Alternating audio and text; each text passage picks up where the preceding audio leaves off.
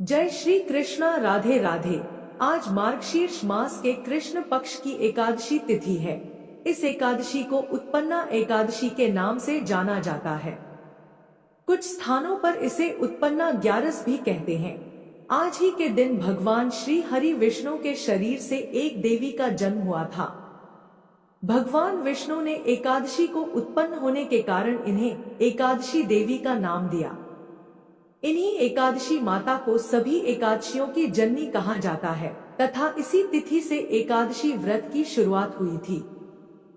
स्वयं भगवान श्री कृष्ण जी ने कहा है कि एकादशी माता स्वयं भगवान विष्णु की साक्षात शक्ति हैं। इन्हीं एकादशी माता ने देवताओं के कष्ट को हर कर उन्हें सुख दिया, तो वह प्राणी मात्र को क्या नहीं दे सकती। सुख, समृद्धि, शांति और मोक्ष समस्त सुख सहज ही प्राप्त हो जाते हैं। आज के दिन जो भी एकादशी माता और उत्पन्ना एकादशी की व्रत कथा को सुनता है, उनके समस्त पाप कट जाते हैं तथा समस्त मनोकामनाओं की पूर्ति होती है। तो आज मैं आपको सुना रही हूँ उत्पन्ना एकादशी की बड़ी ही दुर्लभ कथा। इस कथा को सुनने के बाद भगवान विष्णु और माता की कथा को अवश्य सुनिएगा।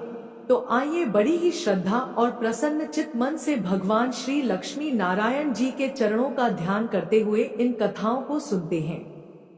एक बार अर्जुन ने भगवान श्री कृष्ण जी से कहा, है प्रभु, अब आप मुझे उत्पन्ना एकादशी की व्रत कथा को सुनाइए।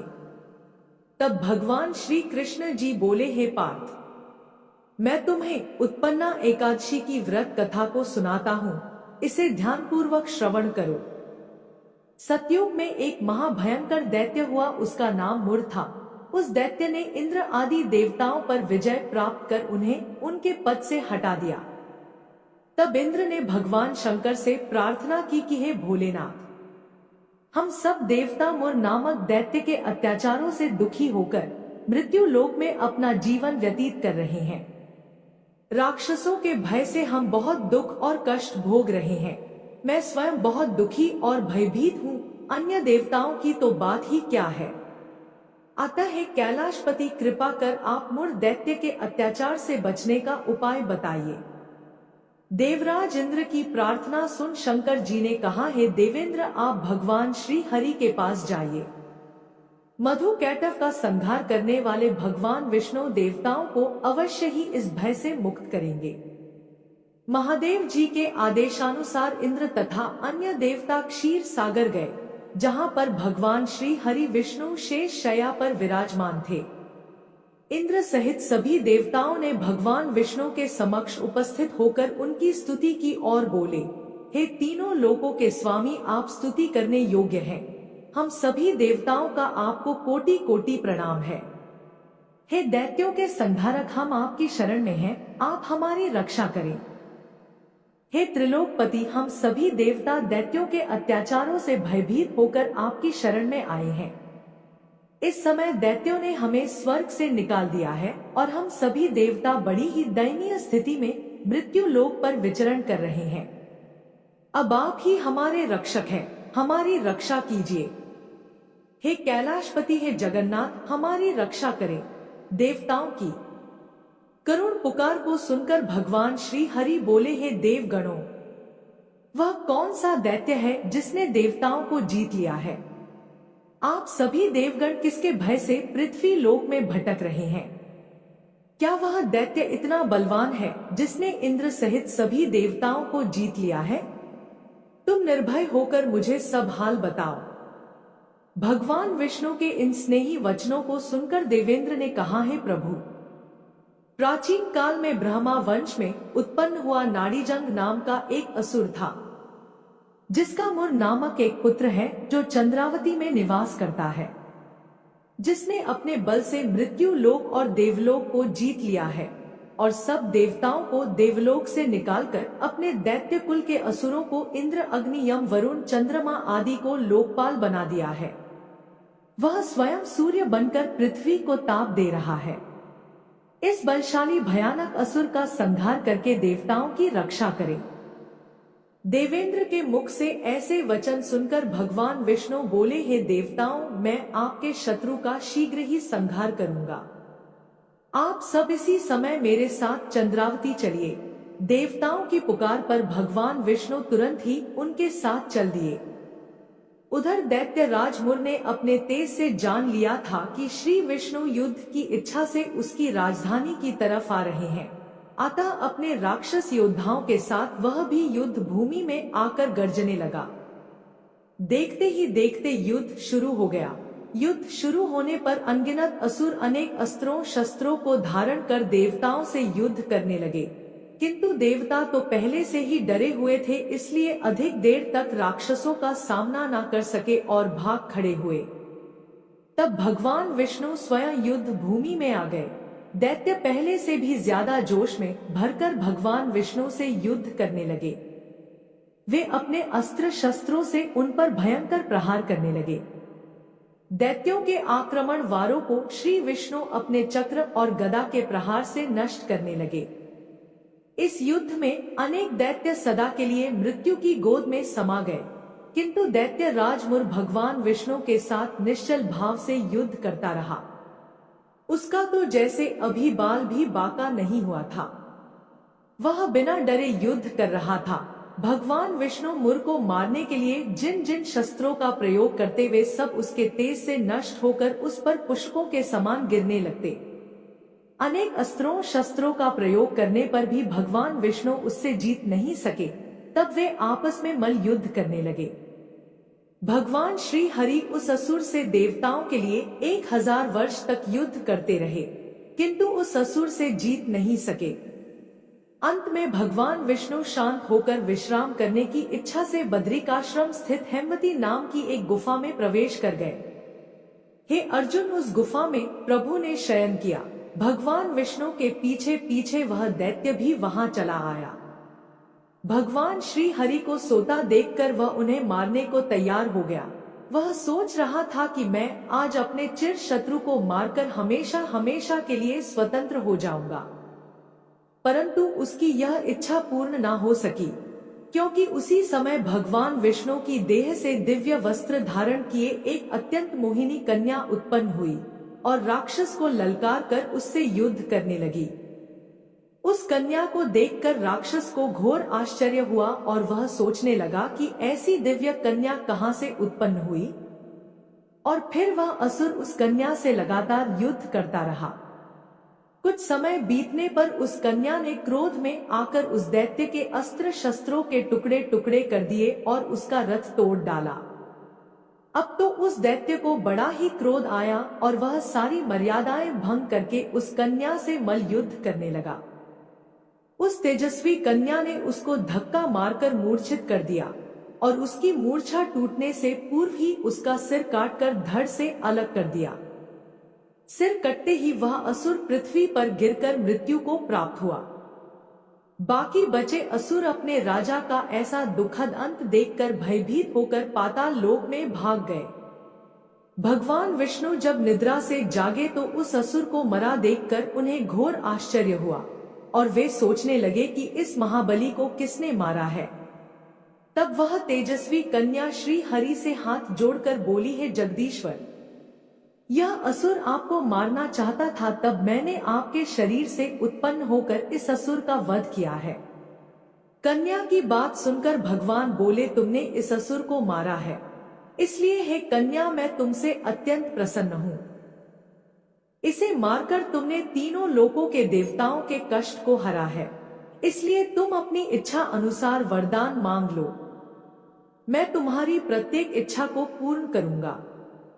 भगवान की बात सुन कन्या बोली, हे प्रभु, मुझे यह वरदान दीजिए कि जो भी मनुष्य या देव मेरा व्रत करे उसके सभी पाप नष्ट हो जाए और अंत में उसे स्वर्ग लोक की प्राप्ति हो।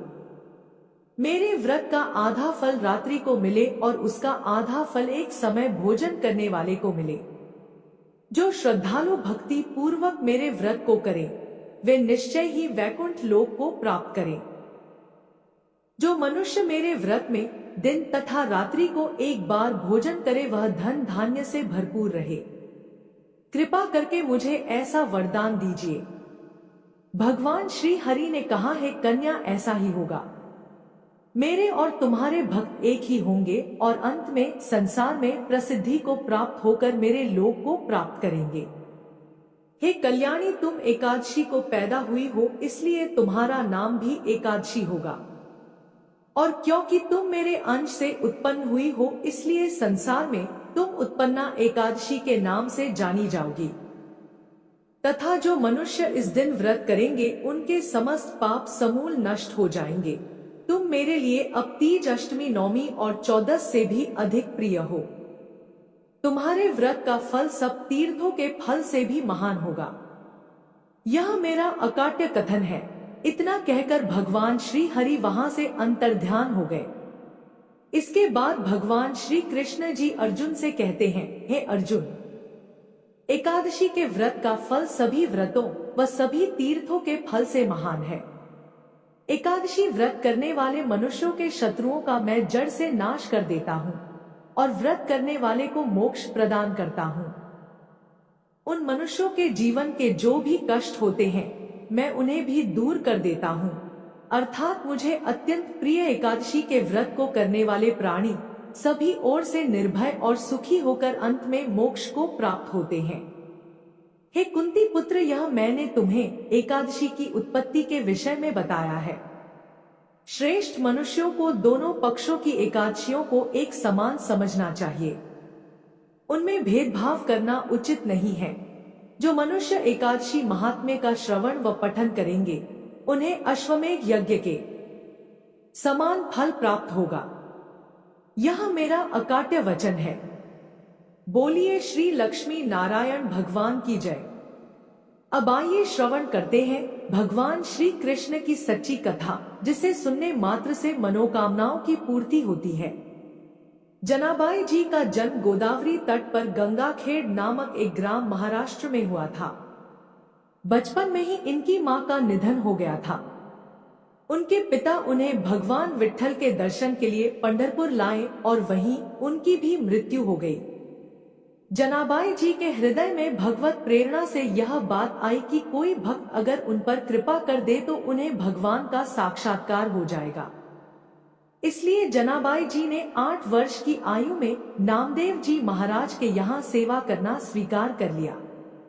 नामदेव जी निरंतर भजन परायण थे और निरंतर भगवान के नाम में डूबे रहते थे। नामदेव जी जैसे महात्मा के यहाँ सेवा मिल जाना मतलब स्वयं प्रभु की सेवा से भी बड़ी सेवा मिल जाना था। जनाबाई जी के हृदय में एक ही बात थी कि वे नामदेव जी को प्रसन्न कर लें। जनाबाई अब नामदेव जी के पूरे परिवार की तन्मयता पूर्वक सेवा करने लगी। वह उनके घर के सभी कार्य जैसे कपड़े धोना, आटा पीसना, भोग तैयार करना, बर्तन मांजना, झाड़ू पोछा करना इत्यादि सब स्वयं करने लगी। जनाबाई जी की भावमय स्थिति, साधु सेवा का प्रभाव जनाबाई को सेवा में बड़ा आनंद आने लगा। नामदेव जी की सेवा और संग के प्रभाव से उनका निरंतर नाम जप चलने लगा। जो नामदेव जी जप और कीर्तन करते थे वही जनाबाई जी भी कीर्तन और नाम स्मरण करने लगी। नाम स्मरण करते करते कभी जब वह पोछा लगा रही होती तो एकदम से उनके हाथ रुक जाते और अश्रु बहने लगते और प्रभु के लिए विकलता प्रकट होने लगी। श्री जनाबाई जी की भाव दशाएं आने लगी और उनके हृदय में भगवान विट्ठल के प्रति प्रबल आसक्ति होने लगी। जब कभी सेवा के बाद कुछ समय मिलता तो वो मंदिर में जाती और ठाकुर जी को देखती रहती। ठाकुर जी को देखते देखते उनको एकदम से विकलता होती और वो रोने लगती। जब आनंद बढ़ता तो वो नाचने लगती। जनाबाई जी की यह दशा केवल श्री नामदेव जी की सेवा से होने लगी। जनाबाई जी सभी कार्य करते हुए सावधानी रखती कि सेवा में कोई त्रुटि न हो और नाम विस्मरण न हो। ऐसे जनाबाई श्री नामदेव जी की सेवा में मगन रहने लगी। वह सावधान रहती कि वे अपनी स्थिति में इतना न डूब जाए कि उनकी सेवा छूट जाए, क्योंकि सेवा भक्त की प्रसन्नता के लिए है और भक्त की प्रसन्नता से ही विट्ठल भगवान रीच जाएंगे। उनके हृदय की इस धारणा और भगवान के नाम का ऐसा प्रभाव हुआ कि अब उनके आंसू नहीं रुकते थे। सभी कार्य करते हुए उनका अश्रु प्रवाह होता रहता था। जिस स्थिति की बड़े बड़े साधु और उपासक आकांक्षा करते रहते हैं, वह जनाबाई को केवल भक्त संघ की कृपा से प्राप्त हो रही थी। एकादशी कीर्तन में मगन रहती जनाबाई एकादशी के दिन नामदेव जी के यहाँ रात्रि में भक्त मंडली एकत्रित होकर कीर्तन करती थी। कोई मृदंग बजाता, कोई करताल बजाता, कोई नृत्य करते हुए नाम कीर्तन करता, कोई प्रभु की आनंदमय लीलाओं का गायन करता, तो कोई एकांत में बैठा हुआ उन लीलाओं और कीर्तन को सुनकर अश्रु प्रवाह करता। नामदेव जी के यहाँ पूरी एकादशी की रात्रि को ऐसा कीर्तन होता और जनाबाई सब संतों की सेवा करके एकांत कोने में खड़ी रहती। वो नामदेव जी और बड़े बड़े भक्तों की भावच्छाएं देखती थी तो उनके हृदय में विकलता और बढ़ जाती थी। संकीर्तन के आनंद सागर में वे पूरी रात डूबी रहती थी। उनको यह पता ही नहीं चलता था कि रात्रि कब व्यतीत हो गई। यही है महाप्रेम का स्वरूप। प्रातः काल होते ही भक्त मंडली चली जाती और जनाबाई भगवत प्रेम की मादकता में बावरी हुई ठाकुर जी की प्रसन्नता के लिए श्री नामदेव जी की सेवा में मगन रहने लगती। एक दिन एकादशी की रात्रि में जनाबाई भाव में ऐसी डूबी हुई थी कि सुबह हो गई और उनकी सेवा बाकी रह गई।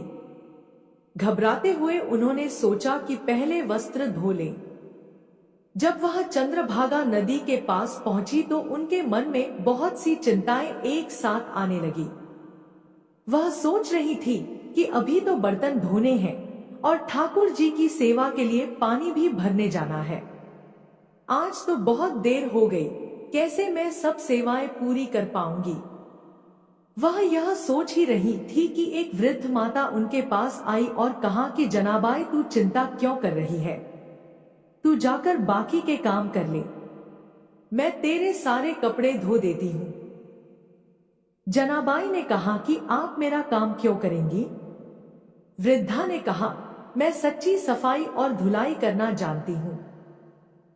जो कपड़े मैं एक बार धोती हूँ वह दोबारा गंदे नहीं होते। जनाबाई समझ नहीं पाई। बुढ़िया ने प्रेम से कहा कि तू चिंता मत कर, तू मेरे जैसे कपड़े साफ नहीं कर सकती। जनाबाई ने कहा कि अब मुझे तत्काल नामदेव जी के घर जाना होगा क्योंकि मैंने बर्तन नहीं धोए।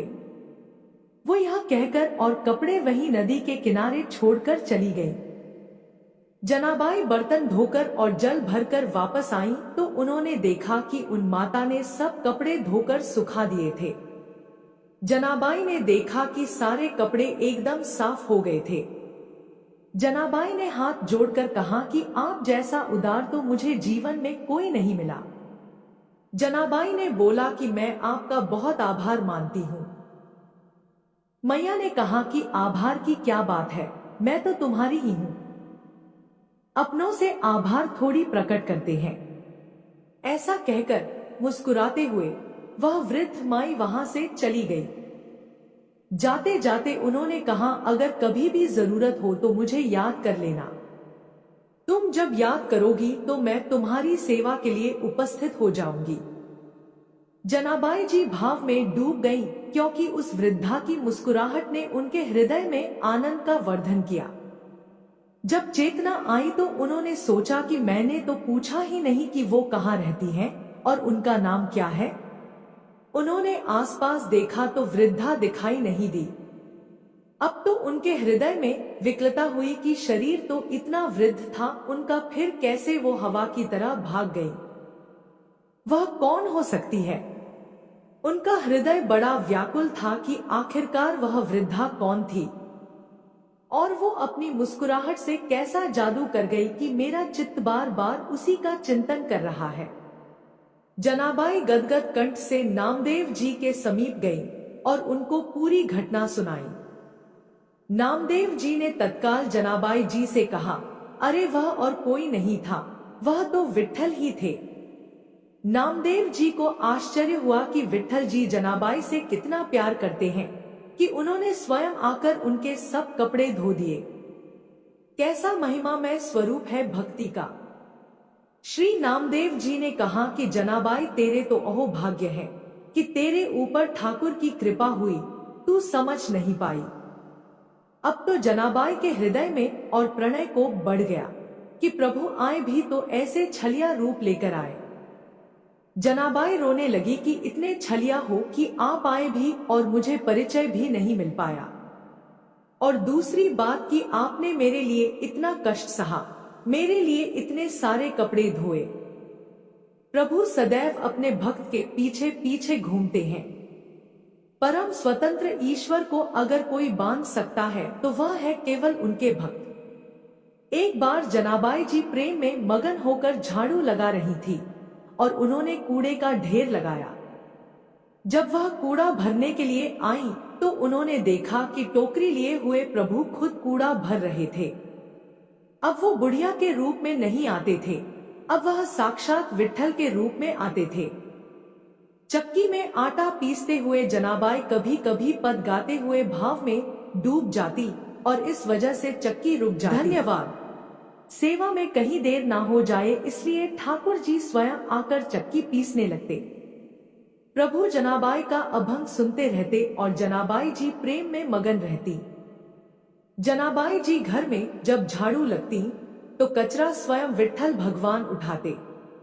वह टोकरी को सर पर रखकर जनाबाई जी के पीछे पीछे डोलते। भक्ति की कैसी अद्भुत महिमा है। भक्त की भक्ति से प्रभु अधीन हो जाते हैं। बार बार विट्ठल जी यही कहते कि जनाबाई मैं तुम्हारा ऋणी हूँ, मैं कैसे कैसे यह ऋण उतर सकता हूँ, मुझे बता दो।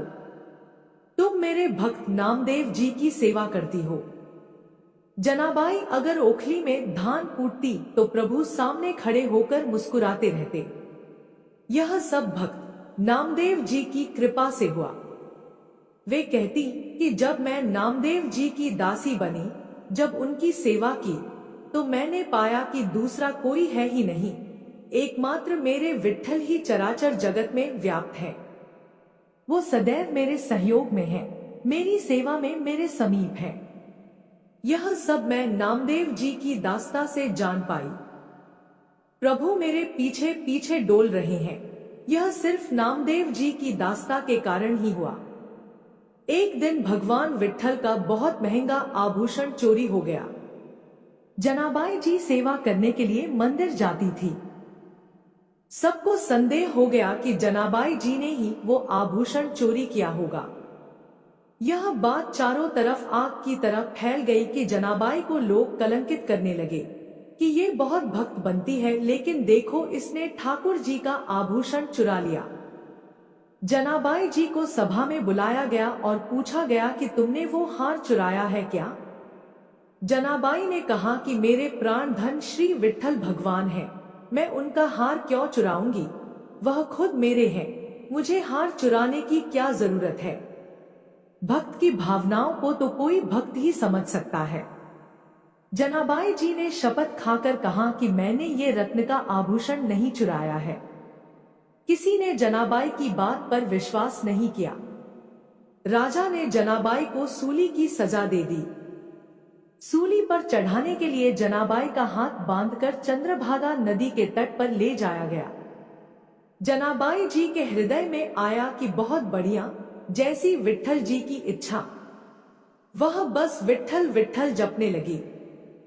जैसे जैसे वो विट्ठल बोलती, वैसे वैसे सूली अर्थात नुकीला लोहे का डंडा पिघलता जाता। ऐसा होते होते पूरी सूली पिघल गई। सब आश्चर्यचकित हो गए। राज सैनिकों ने जनाबाई को प्रणाम किया और उनसे क्षमा मांगी। यह लीला दो प्रभाव दिखाने के लिए हुई। पहली, जनाबाई जी को कोई भय नहीं था, क्योंकि वह सोच रही थी कि सूली की सजा मेरे प्रीतम का विधान है और मेरे प्रीतम के मिलन के लिए अब ये शरीर छूटने वाला है, तो कोई भय नहीं। और दूसरी बात ये कि एक भक्त कितनी महिमा से युक्त होता है। इससे प्रभु दिखाते हैं कि उनके भक्त को प्रकृति का कोई भी प्रहार विचलित नहीं कर सकता, नष्ट नहीं कर सकता। एक बार कबीरदास जी महाराज श्री नामदेव जी के दर्शन करने जा रहे थे। उन्होंने देखा कि कुछ शोरगुल हो रहा है, तो किसी से पूछा कि क्या हो रहा है। उन्हें बताया गया कि जनाबाई जी किसी स्त्री से लड़ रही है। कबीरदास ने पूछा कि जनाबाई कौन है, तो उन्हें बताया गया कि वह नामदेव जी की सेवा में रहती है। वे नजदीक गए तो पता लगा कि लड़ाई गोबर के कंडों पर हो रही है। उनके मन में विचार आया कि एक भक्त कंडों के लिए कैसे लड़ सकता है। वह ऐसे ही आनंद मगन होकर उनका झगड़ा सुनने लगे। वह दूसरी स्त्री कह रही थी, कंडा मेरा है। जनाबाई ने कहा, नहीं, मेरा कंडा है। उस स्त्री ने जनाबाई से पूछा कि तेरे कंडे की पहचान क्या है।